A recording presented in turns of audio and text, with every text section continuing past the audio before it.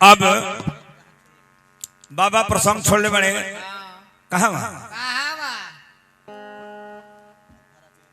मंथरा के मती फिरल बा जाके के कैसे कहतरी को जब देवता लोग आग्रह करके सरस्वती की यहाँ गोइल बा आ जाके कहले जे माई राम घरे रह जे हैं राजा हो जे हैं तो हमनी के मैं काम बिगड़ जाई एकरा खातिर रौरा तने हमनी के सहायता करें तो सरस्वती माता जाके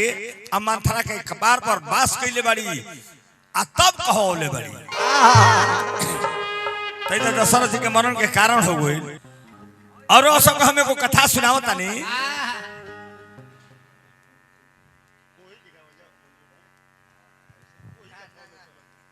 वही में ना उसरा पर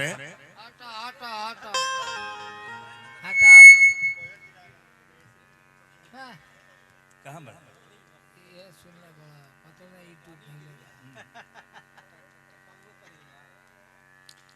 अनिल बाबा कहाँ मन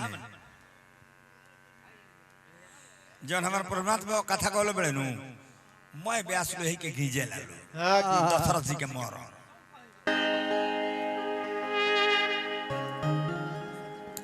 बाबा के कथा मंथरा जाके के कई के मती के फेर ली के कई जाके राजा दशरथ से वरदान मांगली राम के बन भरत के राजगद्दी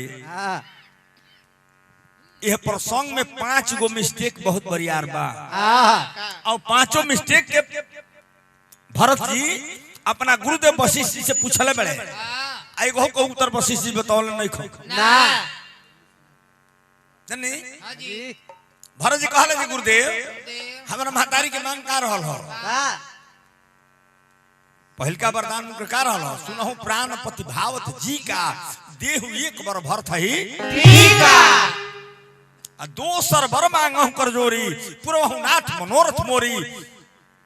गुरुदेव रौरा हमारा माई के वरदान पर ध्यान ना देहनी और कुल गुरु होई यदि वरदान पर ध्यान दे लेते त भैया बने ना गो रहते वशिष्ठ जी कहले जे कारण कहले जे रे बात अभी कारण बतावे के बा हमारा महतारी के पहल का वरदान हो भरत के राजा बना दो तो राउल कर्तव्य रहल हो जे हमरा के बोलवा के पहले राज तिलक हमरा के दियो लेती आज हम राजा बन जाती तो राजा के अधीन मैं प्रजा होले राजा बन जाती आदेश देती थी भैया बने ना जाइए काम खत्म हो गया रौरा ध्यान ना देने गुरुदेव ई राउल मिस्टेक हो भरत जी से वशिष्ठ समझाता है भरत विधि के विधान हो हानि लाभ जीवन मरण जस जस विधिहान कहले जी गुरुदेव हानि लाभ जीवन मरण जस जस घर बन जबे के हो तब बिलखी कहां मुनि नाथ काहे रोक रौरा कहता नहीं काहे नहीं हंस के कहत एकर माने जे भैया के बने गोलिया के दुख रौरो बा समझावे के जो नीति हरौरा हमरा के समझावत नहीं तो भैया के बने गोलिया के दुख रौरो बा 5 गो प्रश्न पूछले वो उत्तर वशिष्ठ जी ना बताओ चलिए अब कथा में चली जा त्रेता के कथा सुने हैं त्रेता के हन भगवान राम त्रेता से पहले सतयुग कथा हम सुनावते हैं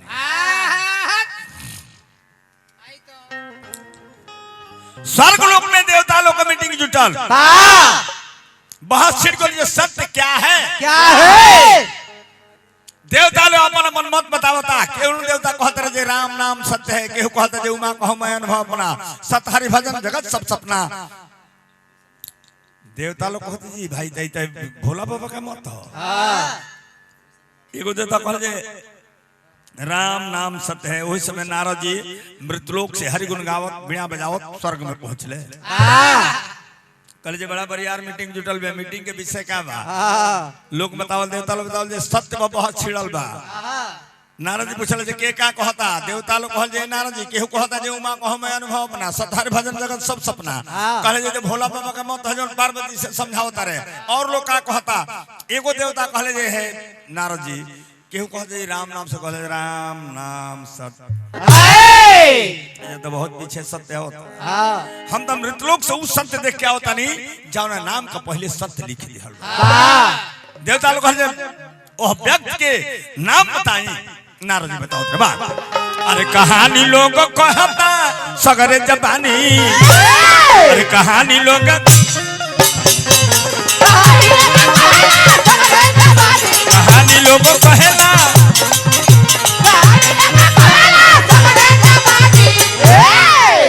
राजा महान उनकर प्रजा महान हो। उहे राजा महान होला जेकर आदेश मैं प्रजा पालन करेला। इने जे अपना मन के मलिकार बनल बड़ा और हवल कोनो लइका करते नहीं काजी गुटका फाकता लइका। नारद जी कहे महाराज राजा महान उनकर प्रजा महान हो, करे गुणगान जकर सकले जहान हो। चरित्र पवित्र जैसे गंगा जी के पानी। कहानी लोग कहानी लोग कहता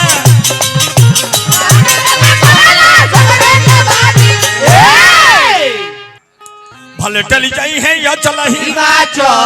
झूठ नहीं होई विधि ले देवता लोग नाम बताओ नारद जी। नारद जी नाम बताओ तरे तोरे नहीं साकी हरिश्चंद्र जी के बानी। कहे जो व्यक्ति के नाम है सत्यवादी राजा हरिश्चंद्र। विश्वामित्र जो हम मीटिंग में बैठे रहे खड़ा हो गए कहे नारद नारद का कहता तरह बुझाता। कहे महाराज के कहता जानता नहीं हमारा के लोग नारद कहेला। जोन चीज जेकर कहल कब रद्द ना होला ओकरा के नारद कहल। विश्वामित्र कहले तब चल तारी नारद कहे जाई बाबा। नारद कहबे ना करल मनवा के छोड़े ले। अब देखी स्वर्ग से विश्वामित्र जी क्रोध में उठले आज मृतलोक के रास्ता धले ले हरिश्चंद्र जी के परीक्षा लेवे खातिर। तो देखे केहू के सुख केहू खातिर दुख हो जाला आ केहू के दुखवे केहू खातिर सुख हो जाला। एमे हरिश्चंद्र जी के पैसों भगलती नहीं खे खाली नारद जी बड़ाई को थले। अब विश्वामित्र का क्रोध हो गए कहले जाता नारद देखता ने जे देखी कतल दान करे जे कर है बखान करे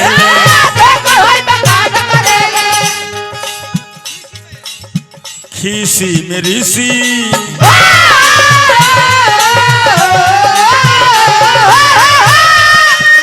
खीसी मेरी सी विश्वामित्र जी बयान करेले देख कितना दान करेले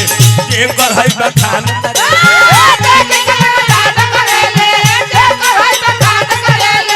करे नारद कातना बड़े सतवादी चलता ने पाता लगा दे एड़ी उठा के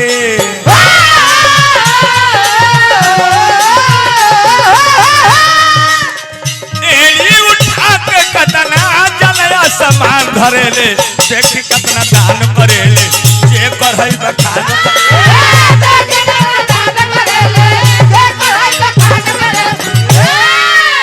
तो जी किरी गई तीरी के खिंच के कहले चीरी के चल धले। राजा हरिश्चंद्र अपना राजभवन में सुतल बड़ा आ सुतले में सपना देख लगले। सपना का देखत रे जे सपना में देखले ना हे राजा सपना में देखले आ तो सुतल रहले हो भवन में राजा सपना में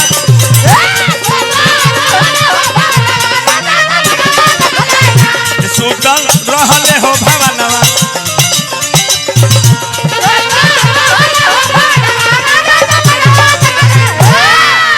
का सपना देखता रे जे सपने में बाबा एगो दर्शनवा दिहले तो धोवे लगले हो चरणवा राजा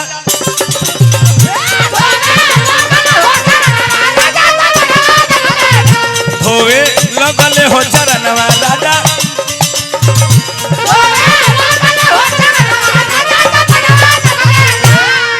तो मुनि जी के मनवा के अरे मनवा जनले अमंगल तो दिहलनी राजपाट कुल्ही दानवा राजा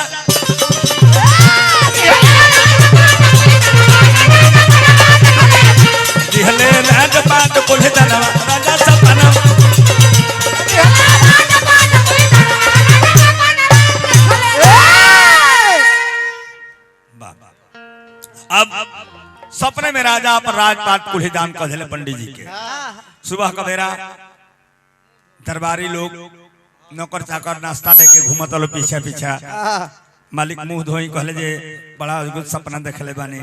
उनकर धर्म पत्नी रानी सद्या के कहले जे हे महाराज सपना के बाद झूठ होला मन करी कुल चली मुंह धोई नाश्ता करी। चली ना हे महारानी हमरा नाम का पहले सत्य लिखल बा तो हमारा सपना सत्य होई। अतने में दरबान जाके कहले जे मालिक विश्वामित्र जी के आगमन होइल बा। कहले जे बुलावा जल्दी बुलाओ। दरबार में पेश करके राज सिंहासन पर बैठा के हरिश्चंद्र जी हाथ जोड़ के कहले जे महाराज का आदेश बा। कहले जे राजा तोरा कुछ याद बा। कहले जे हाँ बाबा वही याद में अभी हेबर ले मुंह नहीं खी धोल। कहले बहुत ज्ञानी बड़ा। और मैं सपना के ताजा करा के संकल्प करा के मैं राजपाट राजा हरिश्चंद्र के दान में ले ले। राज सिंहासन पर बैठा के हरिश्चंद्र जी पूछले जे महाराज अभी दास के का आदेश करता नहीं। कहले जे हे राजा दान के बाद एगो उपदान होला के ठेठ में दक्षिणा कहल जाला। आ दक्षिणा के बिना मोय दान बेकार हो जाला। हरिश्चंद्र कहले मांगी बाबा दक्षिणा का चाहता नहीं। कहले जे 1000 सोना के मोहर। हरिश्चंद्र जी मुस्कान लगले कहले जे मंगला बाबा बेवत का हिसाब से ना मंगलो। मंत्री के बुला कहले जे मंत्री खजाना खोलो बाबा के अपना मर्जी से मोहर काढ़े दो। विश्वामित्र जी कहले बेवकूफ राजा राज सिंहासन हमारा नाम से लिख देले बड़ो राज को सभी तहरे ना कहले गलती होता। कहले 100% कहले एक बाद भी दक्षिणा दे। कहले कैसे देबो। कहले जे अपना के बेचो। कहले जे कहवा बेचबो। कहले धरती पर कहीं बेचबो ना पूरा पृथ्वी के एक छत्र राजा तू रहल आ पूरा पृथ्वी हमरा के दान में दे देले बड़ो अपना के बेचबो का। हरिश्चंद्र कहले जे एगो जगह है बे बाबा। कहले जे नाम बताओ। कहले काशी। कहले चतुर्थ बाड़ा काशी एगो ऐसा जगह है बाबूजी जौन मृतलोक में ओकर गिनती ना हो। शंकर जी के त्रिशूल पर नगर बसावल बा। मृतलोक से अलगा हो काशी नगर। कहले तब कहले बाबा 29 दिन का टाइम दी 30वां दिन रोया काशी में आई राव दक्षिणा चुका दे। विश्वामित्र जी कहले जा राजा तारा के टाइम देनी। अब देखिए आकलन करो सभी दिमाग से। अयोध्या से काशी के दूरी कितना बा। पैदल जाए के बा खैला के गोली मार दी पानी नहीं खे पिए के जले काशी पहुंचने दे कितना कठिन बात। राजा रानी उनका लड़का रोहित कुमार रास्ता में लड़का चलला से असमर्थ हो गई पैर में छाला पड़ गई बिलख के अपना महतारी से हाथ जोड़ के लड़का कहता जे गोल में उठल फोरा कोरा ले लेना रे माई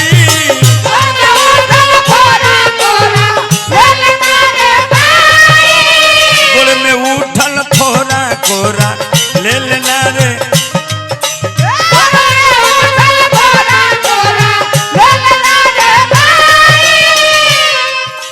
पानी उपासे भूख प्यासे राह चलल ना जाई गोल में उठल फोरा कोरा ले लेना रे माई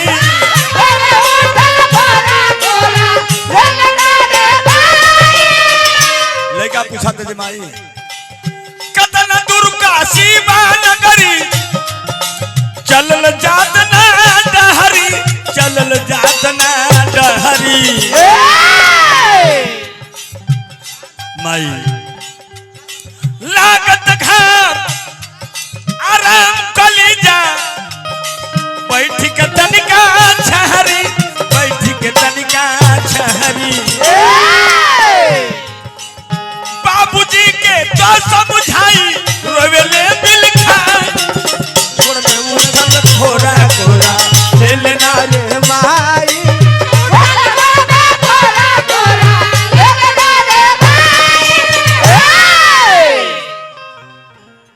अब काशी से अयोध्या से काशी पहुंचा तालो आओ जब पहुंच के बाजार लगोले राजा हमने के प्रसंग है प्रसंग हम हो सुनाओ तन जहां से छोड़े बनी राजा हरिश्चंद्र उनकर धर्म पत्नी उनकर बेटा तीनों जना काशी में पहुंच के राजा हरिश्चंद्र बाजार लगोले ऐलान के लिए लूरी दासी बड़ा बरियार भीड़ जुटल। एगो पंडित जी भीड़ देख के गोइले आ कहल जी जा कैसन भीड़ लागल बा। लोग कहल जी बाबा एजा मरद मेहरारू लइका बेचाता। कहल जी जिंदगी में ऐसन बाजार हम ना देखले ना भीड़ चीरत गोइले।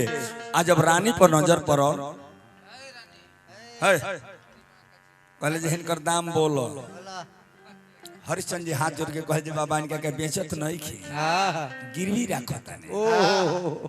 इनका 500 सोना के मोह। पंडित जी झोरा में से निकल दिहल कहले चल दसिया। विचार कर सबे शब्द पर यदि ध्यान न दे ओकर माने ना बुझाई ना। ओह राजा के रानी के दासी पंडित जी कहले जे कर पति पूरा पृथ्वी के एक छत्र राजा रहले। अब वो महारानी के जब पंडित जी कहले चल दसिया रानी के आंख से हर हर आंसू के धार बहे लगे। पंडित जी से हाथ जोड़ के कहले जे बाबा तन के बेलम जाई। आ हरिश्चंद्र जी को ताक के इशारा में पूछत तारी।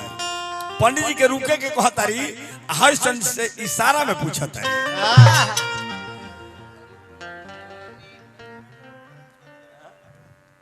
भाई जनरेटर वाला के मलिकार से मिलो भाई जनरेटर ऑपरेटर कहतरी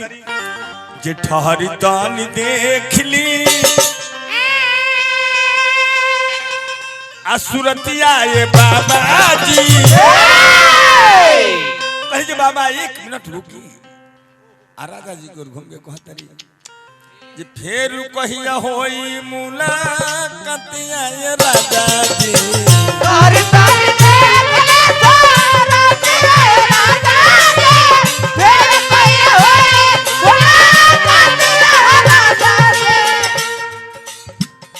हरि तनी देख ली सुरतिया ए बाबा जी।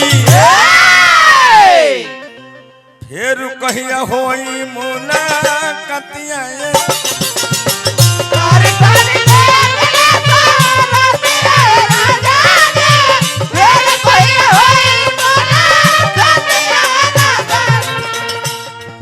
जी मालिक हम तो जियम अपना लाल के निहार के रौरा कैसे रह मनी के विसार के करा से पूछब कुछ लतिया ए राजा जी। फिर कहिया होई मुलाकातिया हो राजा जी।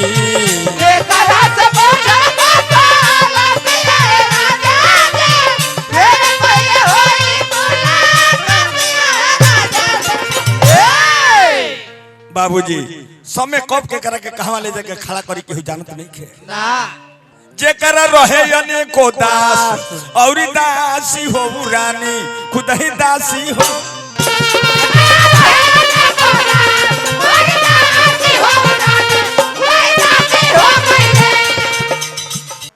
समय ओकरे नाम भैया जे न रहे सब मने बराबर होला समय एक बराबर ना रहे ना। जिंदगी में अब तरह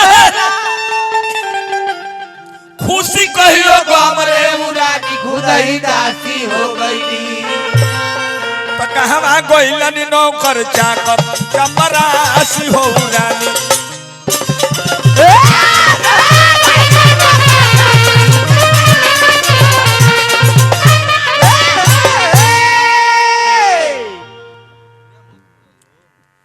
पंडित जी के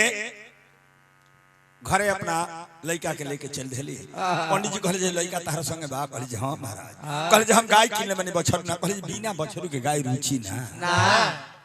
कहले तब तो इनका हमारा खाते कुछ करे के पड़ी। कहले आदेश करी। कहले जे दोनों बेरा इनका फुलवारी में जाके फूल ले आवे के पड़ी हमरा पूजा करे खातिर। कहले जे मंजूर बा बाबा। चल दिले सवेर का बेरा फेन राजा बाजार लगोले। अब उनका के किन्नरस जात के डोम डेट पूरा हो रहे विश्वामित्र जी उपस्थित भइले। हरिश्चंद्र उनका के दक्षिणा दे के आ डोम का पीछा चल 10 टका आगा जब बढ़ल अचके में घूम के कहते रे तोर नाव ना पूछन है जे का रहल। हरिश्चंद्र जी हाथ जोड़ के कह जी मालिक हमरा के लोग हरिश्चंद्र करे नाम बताओ तर सत्यवादी के बेचा तर लो मरते महाराज लोग का फका बाजारी में तोरी नाम ना रहे देखें राजा हरिश्चंद्र जी के नाम के चेंज करता जात के ढोंग कल तोर नाम रहे हरिया जे हरिया हो गईले हे राजा हरिया हो गईले आ बरिसल विपत्ति बदरिया राजा हरिया हो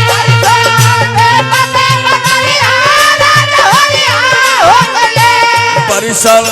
विपत्ति बदरिया राजा हरिया हो गए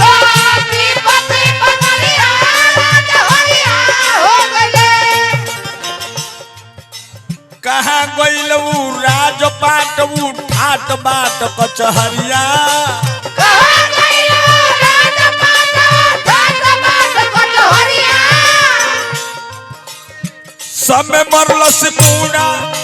समय मरलस पूरा मुर्दा घाट के नौकरिया सुनले डोमला से गरिया राजा हरिया हो गए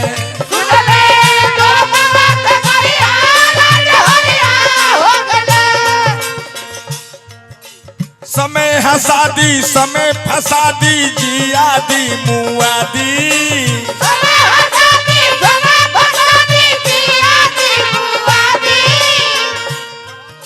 मुन्ना भैया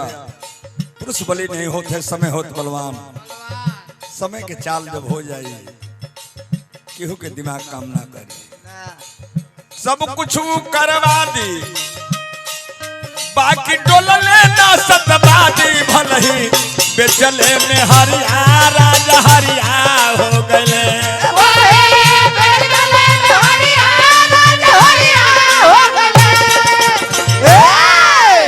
अब देखिए राजा हरिश्चंद्र की ड्यूटी लगा स्मशान पर कहले जी मालिक ये जाके नियम कानून का बा कहले जे के नियम बा बिना कर के गहुलास दफनावल ना जाए हरिश्चंद्र जी कहले जी सरकार का जाने कहियो यार के लाश से आ जाए करे सुना चाहे यार के लाश से आवे तब चाहे कोनो गद्दार के लाश से आवे चाहे पाहुन के लाश से आवे तब चाहे सार के लाश से आवे चाहे ईपी के लाश होखे तब चाहे बिहार के लाश होखे नियम एगो बा और राजा हरिश्चंद्र ड्यूटी देता रहे आए ने देखी रोहित कुमार फुलवारी में जाता रहे फूल ले आवे तले उनका के सांप काट दिया गिर के छपटाता रहे उनका उम्मीद के लड़का भाग के आके बोल चले दसिया तोरा लड़का के फुलवारी में सांप कटले दौड़ के जाए के चौहतारी पंडित जी के महाराज को सुना पैसा पाई हमारे काम घर के ओरियाल तो जय है अब घर के काम ओरियावे में गधबेर हो गई झोलनहारी पड़ गई मुनहार हो गई दौड़त जाता रही ढह डिमरात फुलवारी में पहुंचता रही तो देखा थे जे लड़का का तन से प्राण छूट लड़का के लाश गोदी में लेके अब बिलखत रही अब पंडित जी के घरे आवत रही और रास्ता में ओरहन देता रही दुनिया के मालिक परमपिता परमेश्वर से मेहरारू के तरह ओरहन देली सो सुन कहतरी जे विपतिया में डलले हे रताईबा आज विपतिया में डलले रे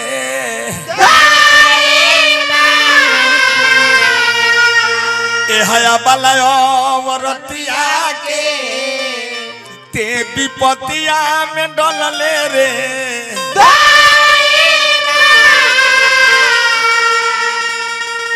कोई नी कमन हम पाप हो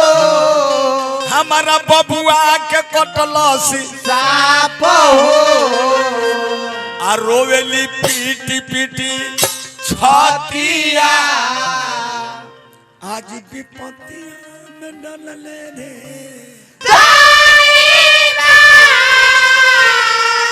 छोड़ी के सुगनवा अरे भागल हो हमारा कर्म में अगिया लागल हो आ बिसरत नहीं खे सुरतिया आज विपतिया में डलल रे दैबा पूछी है जहिया सजनावा कहब कौन बचा जनावा कही है जे कहवा बिलवलू हमार हतिया ते विपतिया में डलल रे दैबा आके पंडित जी के मेहरारू से कहते जी मलिकाएं कुछ पैसा दे देते तो कफन किन के लड़का के लाश के दफना दे दे जहां को ले ना ले कफन कबू बड़ा कान कर राजकुमार मोल बड़े ऐसा तो 2-3 लाश बिना कफन के रोज जब फेंकाता कहली जी मलिकाएं भिखी मांगो को लड़का ओकरा खातिर राजकुमार हो अपन सारी जौन पहले लिया आधा सारी फाड़ के लड़का के लाश के तोप के आसमसान जगह वीरान स्थान श्मशान पर पहुंचा तारी रात के 12-1 बजता सुनसान जगह बा कहीं उरुआ बोलता कहीं कुकुर लाश घिसिया होता कहीं सियार लाश के अतड़ी फारता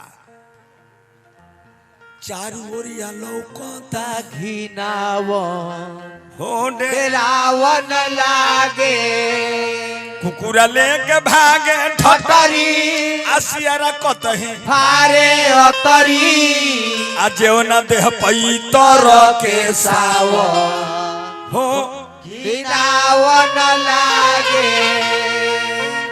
अब बिलखतारी औजा कहतरी जे में केहू के दोष बा ना ई मैं हमारा तकदीर के दोष है बिलख के कहतरी कैसे जे कर्म के कमाई हो विपत्ति आया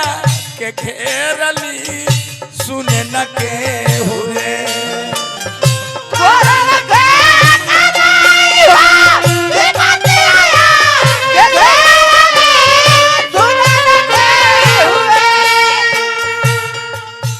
मऊवतियो मुहावा घेरली सुने न के हुए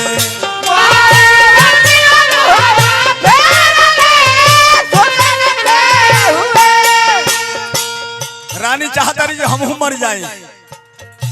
लेकिन बाबूजी मंगला से मऊवती ना मिले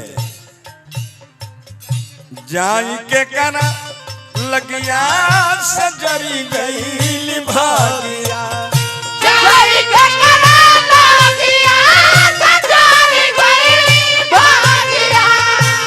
मंगला से केहू के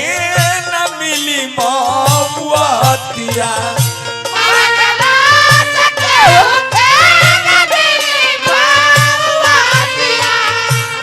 अपन जान कहानी उहोर बतिया तेरली सुने न के हो रे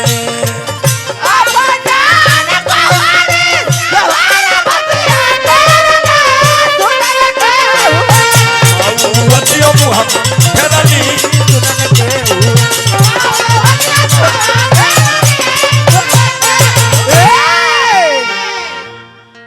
लाश के श्मशान पर आके हाथ जोड़ के कहली हे श्मशान के देव ए हमला पर तनी सहायता कर दो आज अपना लड़का के लाश के दफना दे हम आवाज सुन के राजा हरिश्चंद्र ड्यूटी देता रहे आके फरके से खड़ा कहल हे स्त्री तो के हो ए बड़ा वीरान स्थान श्मशान पर कौना दुख से दुखी बालू कहली महाराज हमरा दुख के बारे में जन पूछी जे हम कौना दुख से दुखी बानी और दोनों जना का बातचीत के दरमियान राजा हरिश्चंद्र बोली से रानी के चिन्ह कहली रानी से प्यार ये वीरान स्थान श्मशान पर ये बेरा कारण कौन बा अब एगो लाश के लकड़ी कुछ जरते छोड़ के लोग चल गए रहे अचके में लहर फूटल अजूर भइल जब रानी देखल तो कही महाराज और रौरा जका करता नहीं रो देही के दशा का भइल बा लाश के धुआं लागत हरिश्चंद्र जी के मैं देह करिया कहले जे देही के दशा का बनल बने महाराज कहले जे हमर नौकरी लागल बा एही जे हम अपन ड्यूटी देता नहीं और दोनों जना बातचीत करता तले राजा का नजर लाश पर गइल कहले जे रानी है लाश कैसा ना कहे जे 2 मिनट पहले जैसे गुजरनी हो कोनो लाश ना रहल ना इलाज ह के कर कहले जे महाराज इलाज रो बेटा रोहित के मन नहीं कहले जे रो बेटा के लाश कल जो तेकरा के दफनावे से पहले कर देबे करी कहली मालिक तोहरा बेटा के लाश कहले हमरा बाप के लाश रही तब जेकर नून खाता नहीं ओकर कानून ऐसा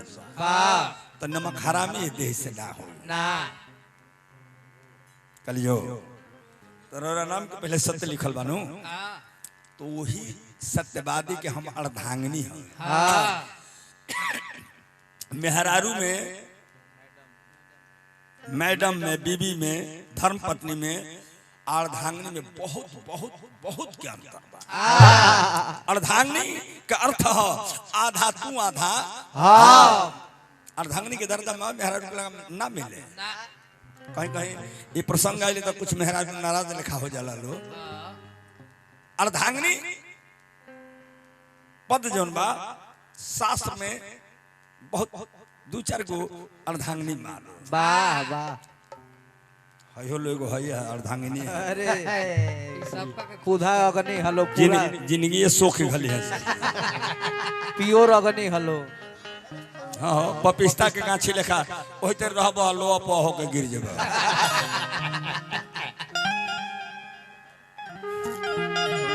प्योर अगनी हलो कलिज महाराज रोरा अपना धर्म पर है रौरा के कौर कफन दुनू दे अर्धांगिनी के मतलब है अपना पति की अपना पतिव्रत धर्म पर राखल रौरा अपना धर्म पर टिक रहे रौर धर्म ना पूरा ना एगो गीत रहे भारत शर्मा जी गौले रहे जिन में हदीर चलना बजल सहनाई काजन कोई सनहमा आज होत बेविदाई कलिए महाराज फारी के सारी अब नवनी का भानावा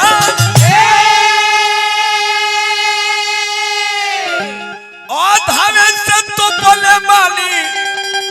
अपन तनमा हो सजावा हरी कसानी बोले कसाना बना हो सजाना चलिए हे महाराज फिर हमारा गिरी जी का माध्यम से बहुत बहुत पुरस्कार बाबा के गुड़ा चरमा सिनामा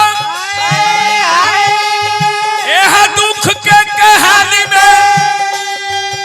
कल है विधाता यह से जब दुख देव का जिंदगानी में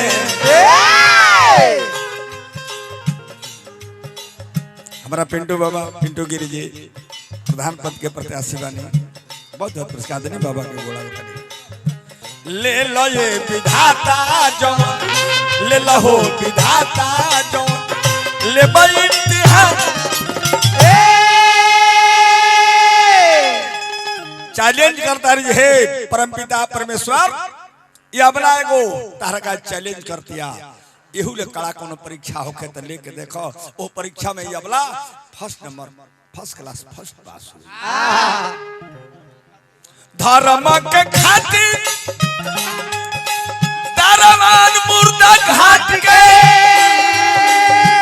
कोई ना हो विधाता हमारा स्वामी साम्राज्य के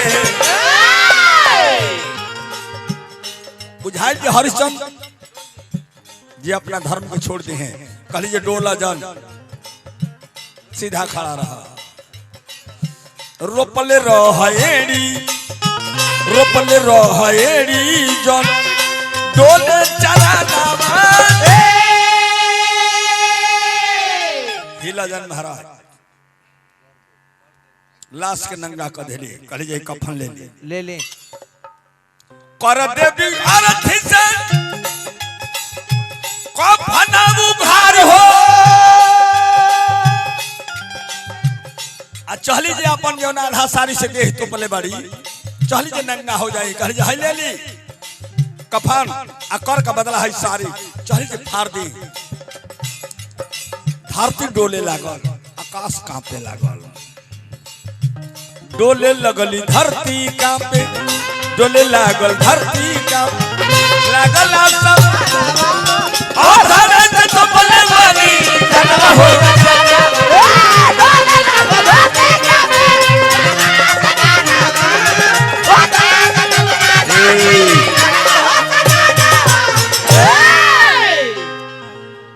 आकाश से देवता लोग फूल के वर्षा करे लगल जय जयकार होके लगल जय हो सत्यवादी राजा हरिश्चंद्र की जय हो सत्यवादी राजा हरिश्चंद्र की देवता लोग कहल है हरिश्चंद्र तार परीक्षा लेत रहने हैं जा और परीक्षा में तू फर्स्ट क्लास हो गया हमने से कुछ मांग लो कहल मांग लो एक और तो हलिए नहीं की जिंदगी में जान ना ये हाथ जिंदगी में हे तेरे कबो नहीं के भइल हमेशा हे तेरे भइल बहुत आग्रह जब देवता लोग कही तो हरिश्चंद्र जी कहले जे सुनो सुनी सबे देवगण हरिश्चंद्र पर वो सब इतना प्रसन्न मानी तो हमारे को बात वो सब खाली ध्यान से सुनी मंगले ना कहले मुन्ना भैया का कहले जे धसी जाई है धरती हार धसी जाई धरती अधर्म में डूबी नाली में हे देवगण अधर्म धीरी कारण मारो अजाई गली गली में धर्म धीरी कारण मारो जय है गली गली में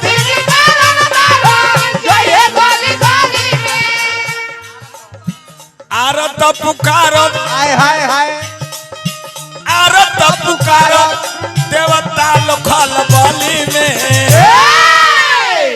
कहले जे ध्यान से सुनी समय महाराज जे सत युग में हो रे पहले कैसे होई कली में सत युग में हो रे पहले कैसे होई कली में